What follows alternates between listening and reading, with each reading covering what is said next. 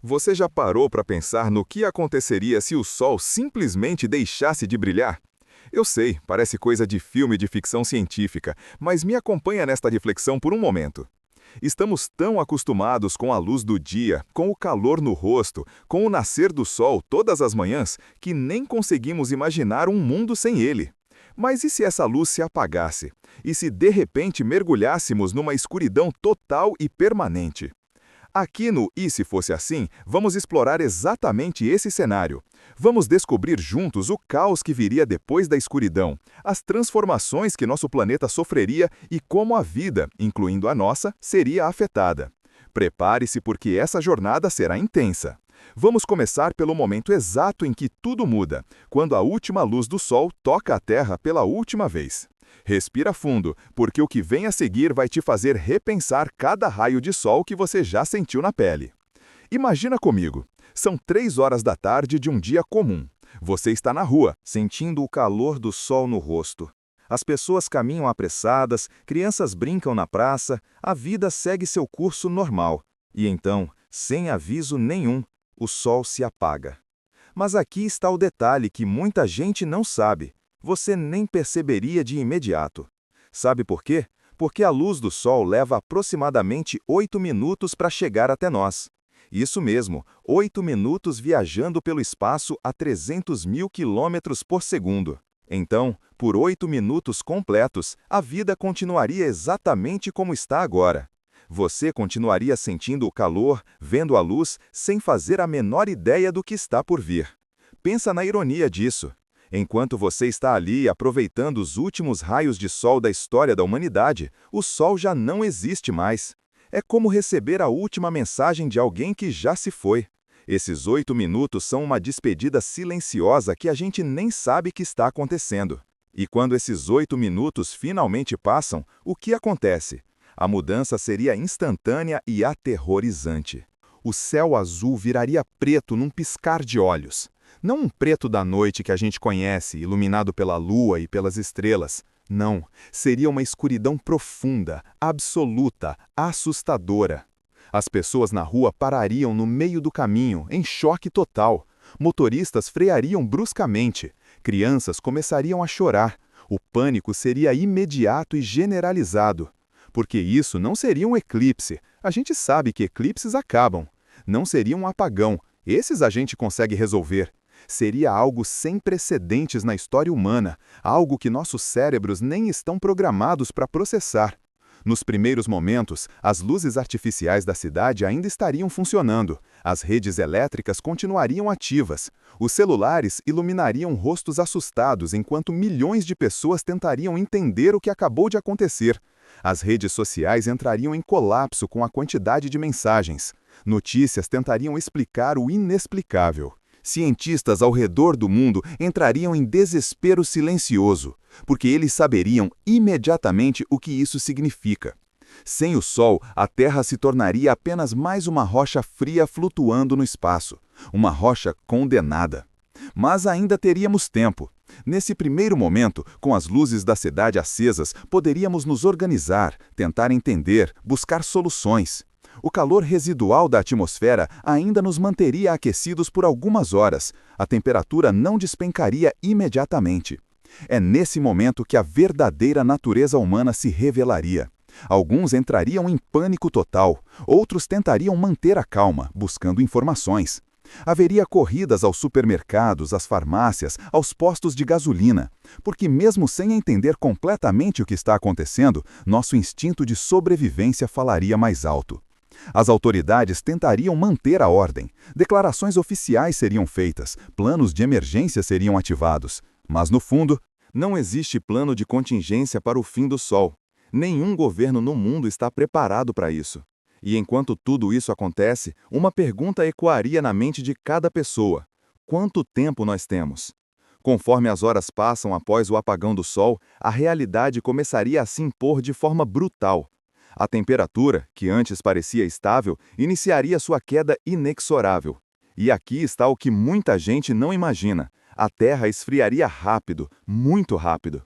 Já na primeira noite, se é que ainda podemos chamar de noite quando tudo é escuridão, a temperatura média global cairia drasticamente. Em regiões tropicais como o Brasil, que estão acostumadas com calor constante, a mudança seria especialmente chocante, de 30 graus para 10 graus em questão de horas.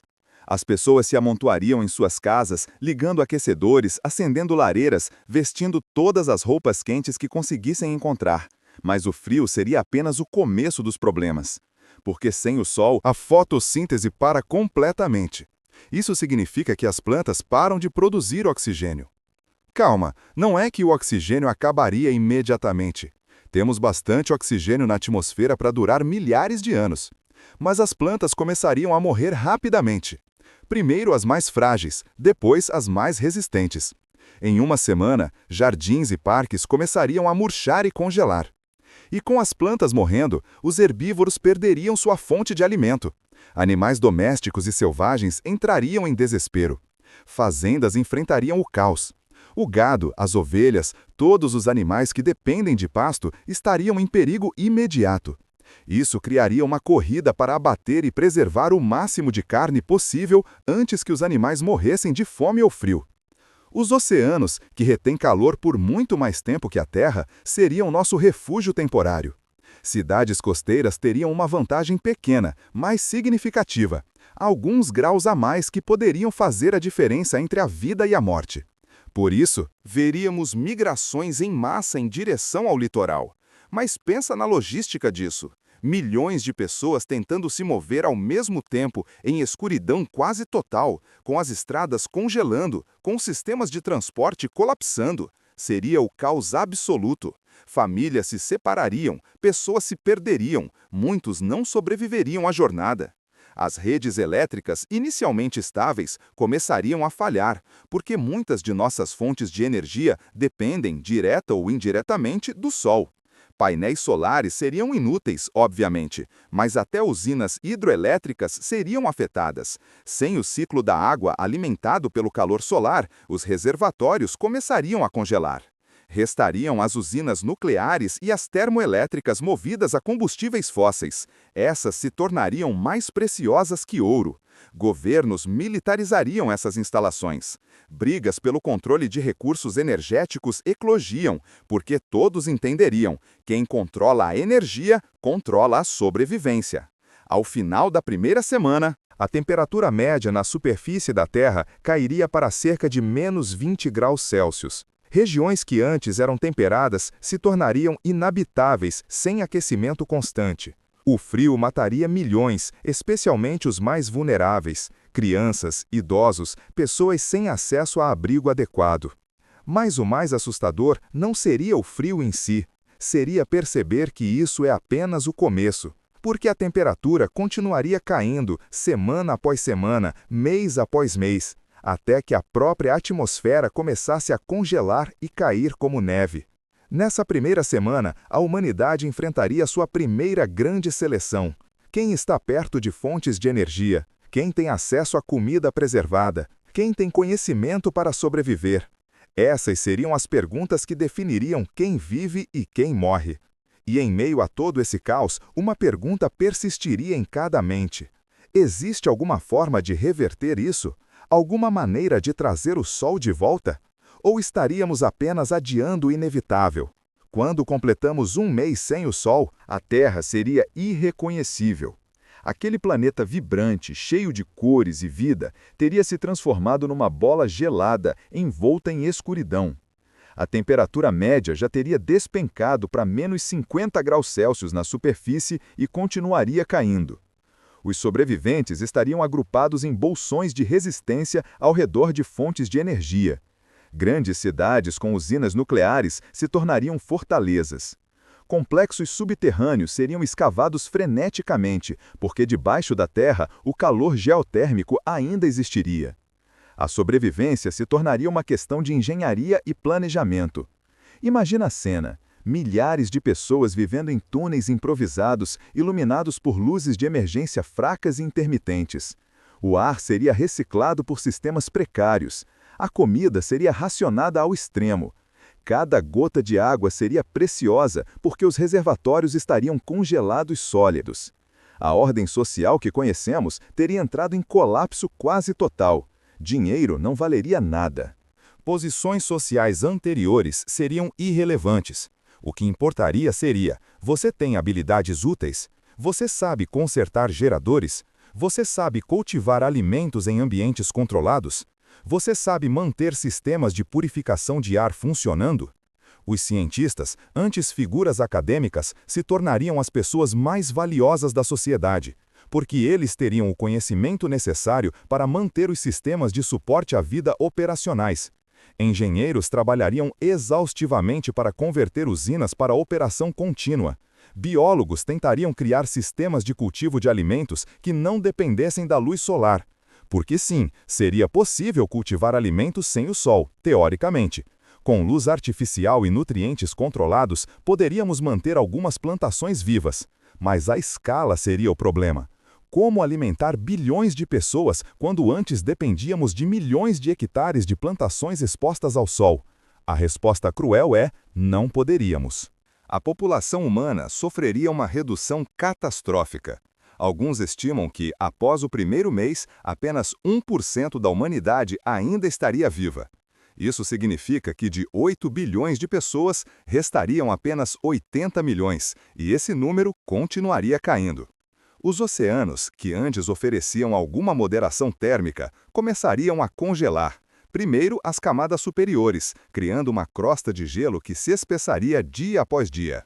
Os ecossistemas marinhos entrariam em colapso total. Peixes morreriam em massa. Baleias e golfinhos buscariam bolsões cada vez menores de água líquida, até que não houvesse mais para onde ir. Mas haveria um fenômeno curioso. As profundezas oceânicas, perto das fontes hidrotermais, poderiam manter bolsões de vida por mais tempo. Aquelas criaturas estranhas que vivem no fundo do mar, alimentadas não pela luz do sol, mas pelo calor e minerais da própria terra, continuariam existindo, pelo menos por um tempo. Na superfície congelada, a paisagem seria de um horror silencioso.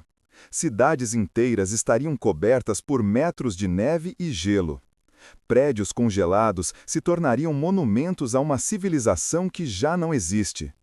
Carros abandonados nas ruas seriam sepultados pelo gelo. Árvores mortas se projetariam como dedos esqueléticos em direção a um céu eternamente negro. E o céu, o céu seria ao mesmo tempo aterrorizante e majestoso. Sem a poluição luminosa das cidades, sem a luz do sol ofuscando tudo, as estrelas brilhariam com uma intensidade que nenhum ser humano moderno jamais viu. A Via Láctea seria uma faixa luminosa esmagadora atravessando a abóboda celeste.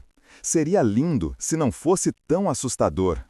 Os sobreviventes nos refúgios subterrâneos desenvolveriam uma nova forma de viver.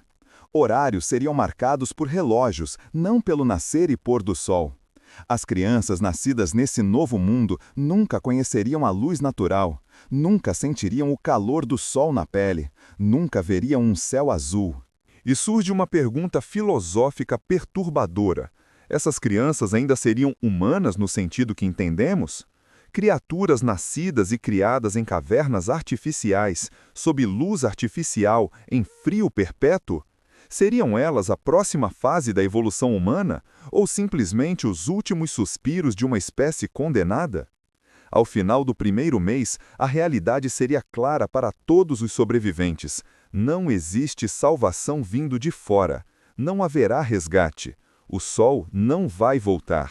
Se a humanidade vai sobreviver, será por pura teimosia, engenhosidade e uma recusa absoluta em aceitar a extinção. Após um ano completo sem o sol, a Terra teria se transformado numa bola de gelo flutuando pelo espaço. A temperatura média na superfície cairia para incríveis menos 70 graus Celsius ou até menos. Em algumas regiões, chegaria perto de menos 100 graus Celsius. Nesse ponto, até o dióxido de carbono da atmosfera começaria a congelar e cair como neve seca. Os poucos milhões de humanos restantes viveriam completamente subterrâneos ou em estruturas superisoladas construídas em torno de fontes de energia. A vida na superfície seria impossível. Mesmo com os trajes mais avançados, ninguém sobreviveria mais que alguns minutos ao ar livre. As sociedades sobreviventes teriam se organizado de formas radicalmente novas. Hierarquias baseadas em conhecimento técnico e contribuição para o grupo substituiriam as antigas estruturas sociais. Cada pessoa teria uma função clara: manter os geradores, cultivar alimentos, purificar água, educar as crianças, manter a ordem. E sobre as crianças, haveria alguma? Esse é um ponto crucial. Em condições tão extremas, com recursos tão limitados, a reprodução se tornaria uma questão comunitária complexa. Algumas comunidades poderiam proibir nascimentos temporariamente. Outras poderiam incentivá-los desesperadamente, temendo a extinção. Os sistemas de cultivo de alimentos teriam evoluído por necessidade. Fazendas hidropônicas operando 24 horas sob luz LED se tornariam a norma. Algas cultivadas em tanques forneceriam proteínas. Insetos seriam criados como fonte eficiente de nutrientes. O cardápio seria monótono e nutricionalmente calculado ao extremo, mas manteria as pessoas vivas. A água seria um desafio constante. Com toda a água da superfície congelada, os sobreviventes dependeriam de derreter gelo, gastando energia preciosa, ou de fontes subterrâneas. Sistemas de reciclagem de água se tornariam absurdamente eficientes.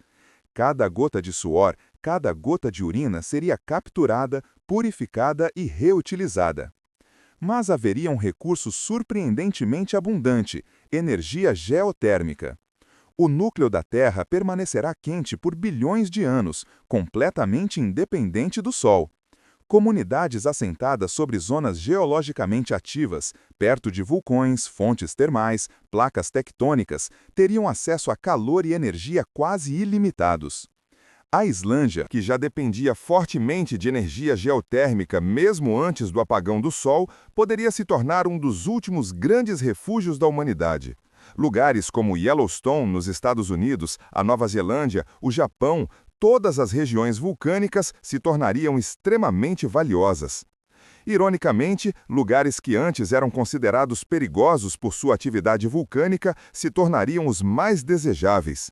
Uma erupção vulcânica que antes significava desastre, agora seria vista como uma bênção, uma fonte de calor e novos minerais.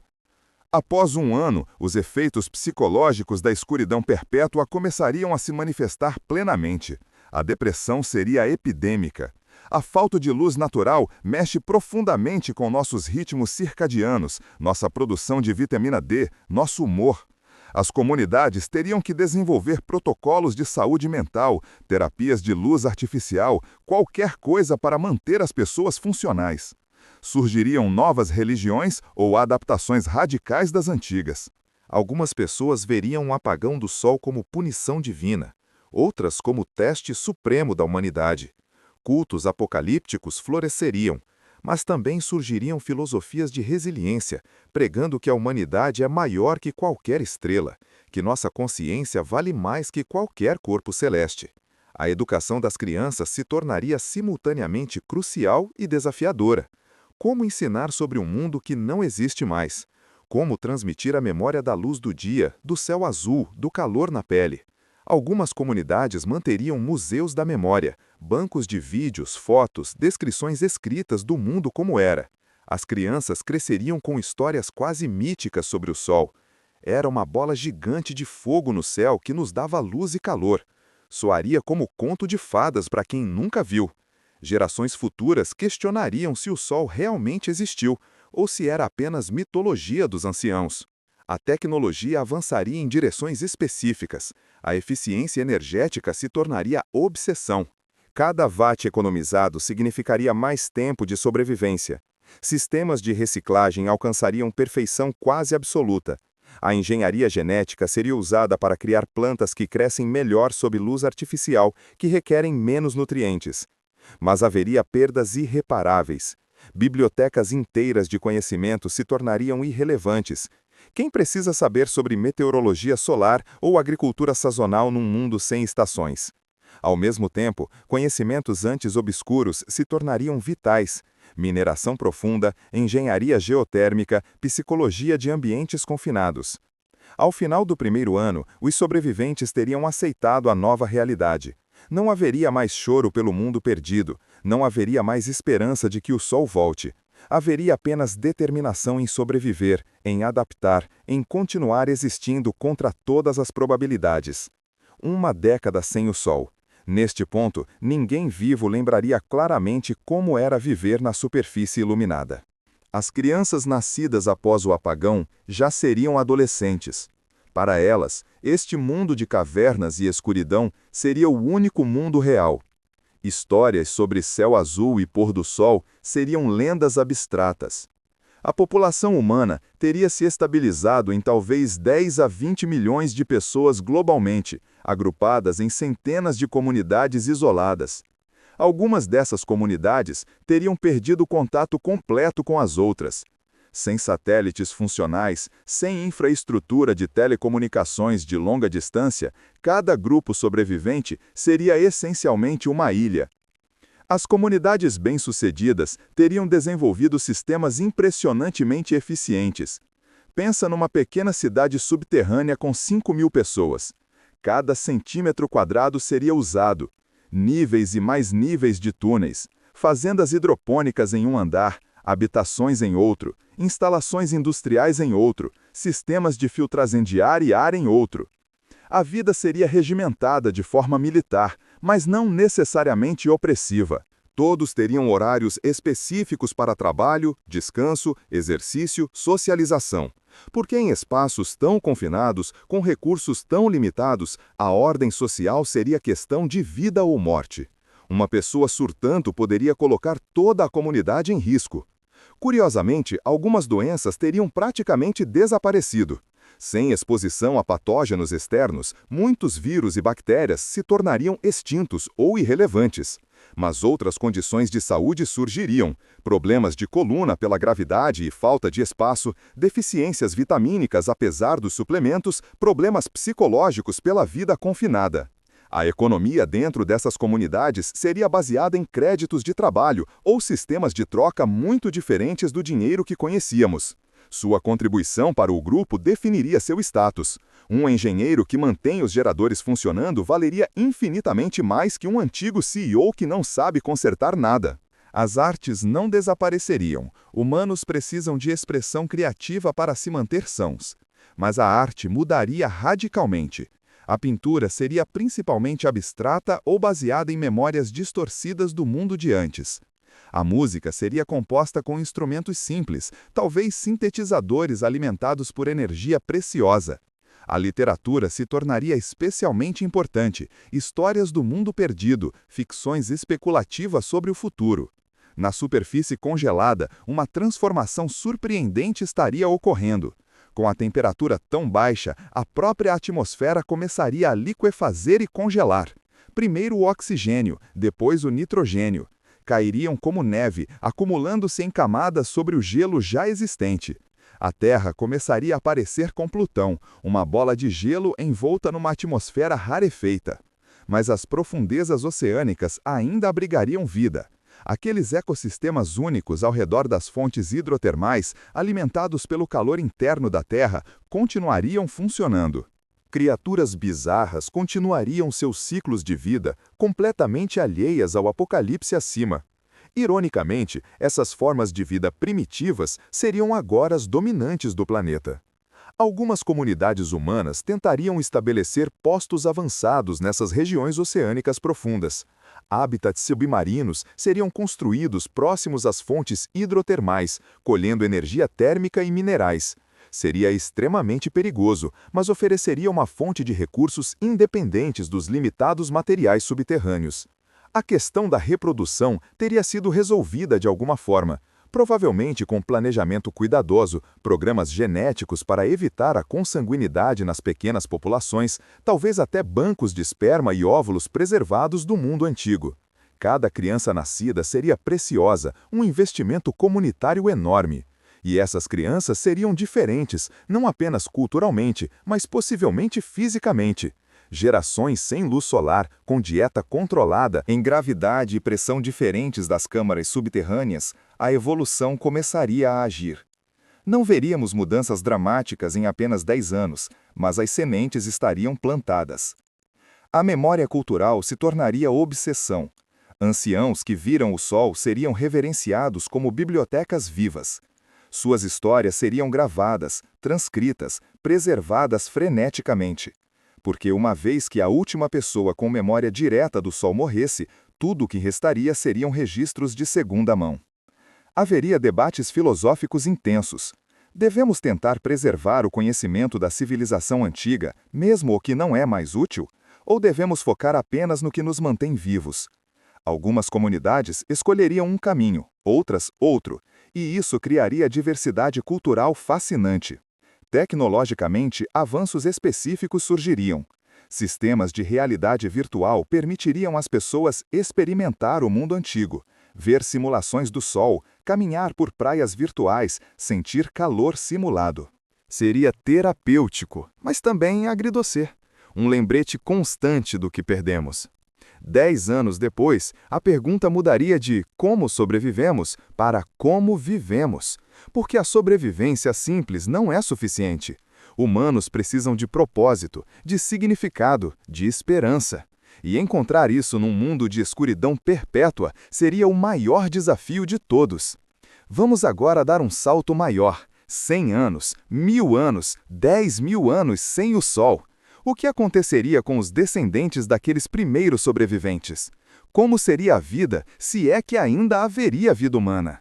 Primeiro, vamos ser honestos sobre as probabilidades. A maioria dos cientistas concordaria que a extinção completa da humanidade seria o resultado mais provável. Sem o Sol, sem a biosfera, sem os recursos que nos permitiram evoluir e prosperar, nossa espécie simplesmente não teria como sustentar uma população viável a longo prazo. Mas vamos ser otimistas. Vamos imaginar que alguns conseguiram. Que em lugares estratégicos, Islândia, Yellowstone, partes da Nova Zelândia, comunidades realmente estabeleceram civilizações subterrâneas autossustentáveis. Como seriam elas após gerações? Fisicamente, os humanos teriam mudado. Pele extremamente pálida, quase translúcida, sem nenhuma necessidade de melanina. Olhos possivelmente maiores, adaptados à luz fraca. Estatura talvez menor, otimizada para espaços confinados. Sistema digestivo adaptado à dieta limitada de algas e fungos. Não seriam mais Homo sapiens no sentido estrito, seriam Homo subterrâneos, uma nova subespécie. A linguagem teria evoluído também. Palavras como céu, nuvem, dia perderiam significado literal e se tornariam metáforas abstratas. Novas palavras surgiriam para descrever as realidades da vida subterrânea, diferentes tipos de escuridão, nuances de temperatura em câmaras, estados psicológicos específicos do confinamento. A religião e filosofia dessas sociedades futuras seriam fascinantes. Talvez desenvolvessem cultos ao calor geotérmico, venerando as profundezas da Terra como fonte de vida. Ou talvez se tornassem completamente seculares, focados apenas na engenharia de sobrevivência. O Sol poderia ser lembrado como uma divindade morta, um deus que abandonou seus filhos. Tecnologicamente, o progresso seria em direção específica, eficiência absoluta, reciclagem perfeita, miniaturização extrema. Cada átomo de material seria rastreado e reutilizado infinitamente. A ideia de desperdício seria incompreensível. Computadores quânticos ultra-eficientes gerenciariam cada aspecto da vida. Mas haveria também regressão tecnológica em certas áreas. Sem necessidade de tecnologia espacial, aeronáutica, uma vasta quantidade de conhecimento se tornaria obsoleta. Futuras gerações poderiam olhar para descrições de aviões e foguetes como olhamos para máquinas impossíveis de antigas fantasias.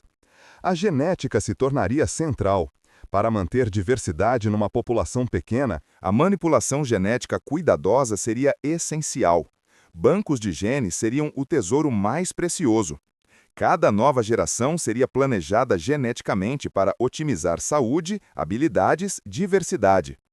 E aqui está uma possibilidade estranha. Após milhares de anos, essas comunidades poderiam começar a divergir significativamente umas das outras. Com contato limitado ou inexistente, cada grupo isolado seguiria seu próprio caminho evolutivo. Se eventualmente se reencontrassem, poderiam mal se reconhecer como a mesma espécie. A superfície congelada da Terra seria um mundo alienígena. A atmosfera teria se liquefeito quase completamente, criando lagos e oceanos de nitrogênio e oxigênio líquidos. A temperatura média seria apenas alguns graus acima do zero absoluto. Qualquer estrutura da civilização antiga estaria preservada perfeitamente, uma cápsula do tempo congelada de uma era perdida. Ocasionalmente, expedições suicidas poderiam ser montadas para a superfície. Arqueólogos em trajes pressurizados escavariam através de quilômetros de gelo para recuperar artefatos do mundo antigo. Cada descoberta seria inestimável. Um telefone celular preservado, um livro, fotos de família. Janelas para um mundo que parece mitológico.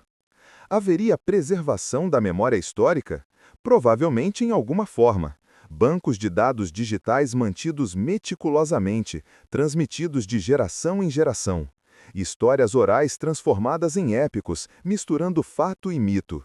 Era uma vez quando o grande fogo no céu ainda brilhava. Mas, eventualmente, inevitavelmente, essa memória se degradaria.